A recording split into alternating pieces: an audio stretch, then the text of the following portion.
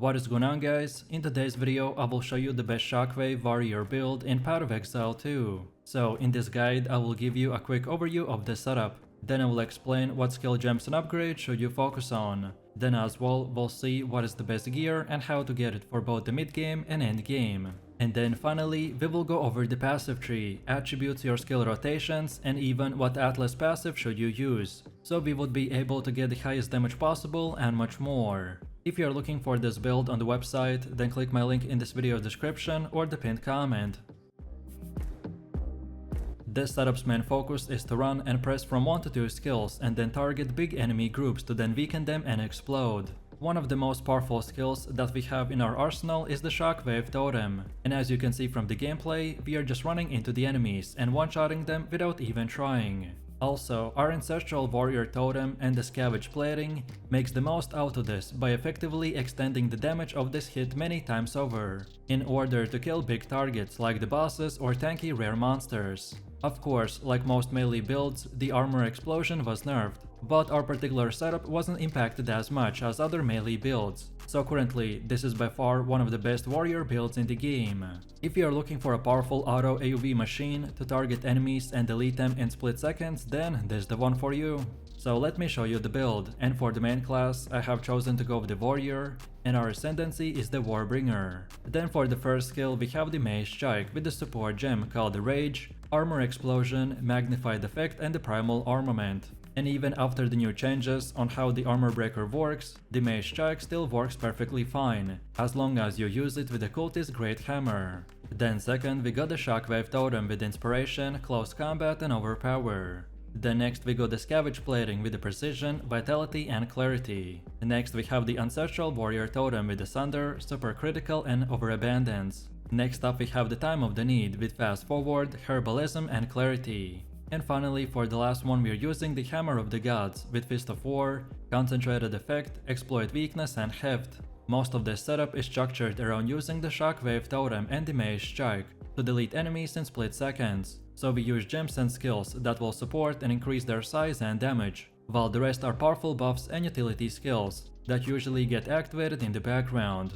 And as our build is already super broken, so we don't have to use more than these 6 active skill gems. Next we also have a leveling build, in case if you're starting your journey from level 0, and you just want to use it up until about level 25, where you should start getting our most important skills. So first off we are using the Rolling Slam with the support gem called the Rage and Overpower. And then next we have the Bone Shatter with just the Magnified Effect. This is your basic setup until you get our build's 2 most important skills. In the early stages of progression we are just using the Rolling Slam and the Bone Shatter as our main ability combo, as they are very powerful, especially at the beginning.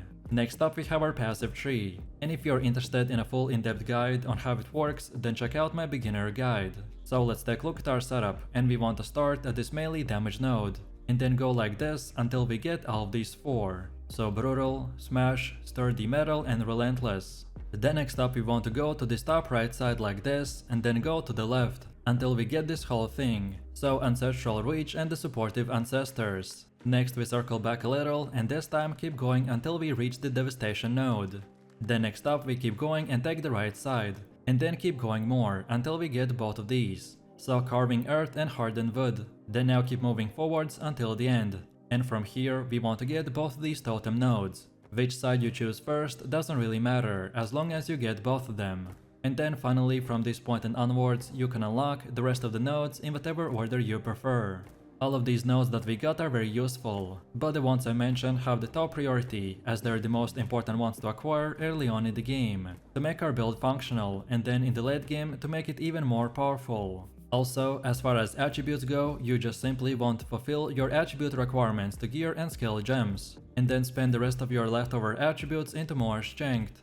And then now let's go all the way to the middle again, and for our Ascendancy build this is what we have. So at the beginning you want to unlock the Anvil's Weight, then second get the Imploding Impacts, then third we want the Answered Call, and then finally for the fourth option go with the Wooden Wall. In PoE2 earning skill points take a lot of hard work, so it will be very smart not to spend your points recklessly. Of course, you can refund your passive points later, but only at a cost, so following a specific setup is extremely useful. If you are following this build, then make sure to not to deviate from it, as some of the decisions that I made might not make sense at first, but is going to pay off later. So feel free to use the exact same path as I have right here, and don't forget to check this video description to find the link for this website, and this should make it easier for you to follow the tree. Next up we have our Atlas passives, and the general idea behind this is to aim for bonus stats that spawn a lot of grouped up monsters, such as in expeditions or in rituals. Our warrior build is also great at single target DPS, so we can also spend a bit points into farming boss maps or essences. So when we start, we want to first of all get to this bottom right side like this. Then from here we want to go until we get all the way to this keystone called the Deadly Evolution.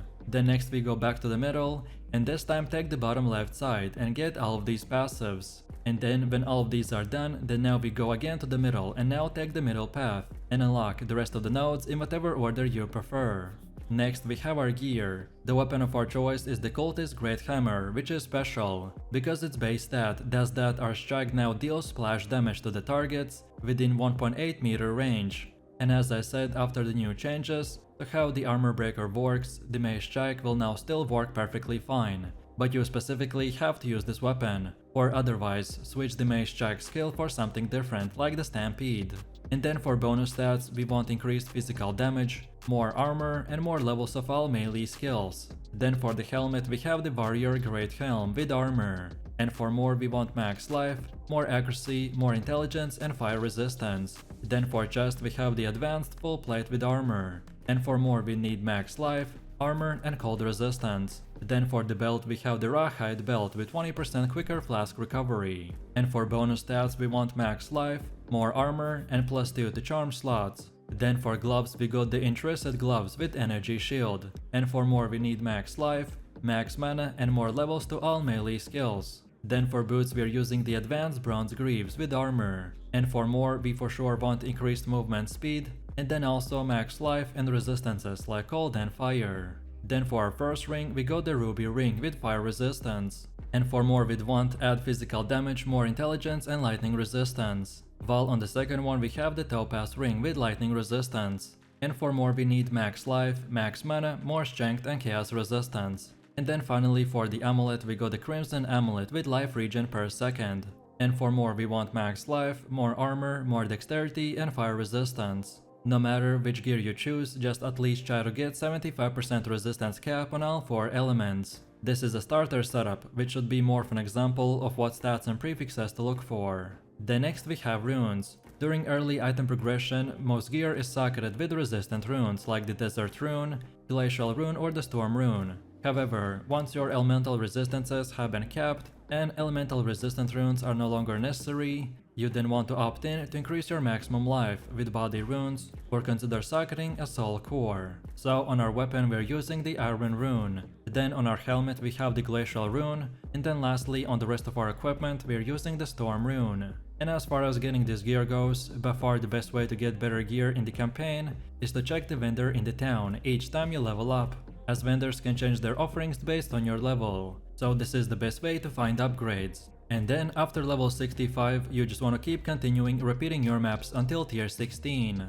And again, for more in-depth tutorial, check out my gearing guide video.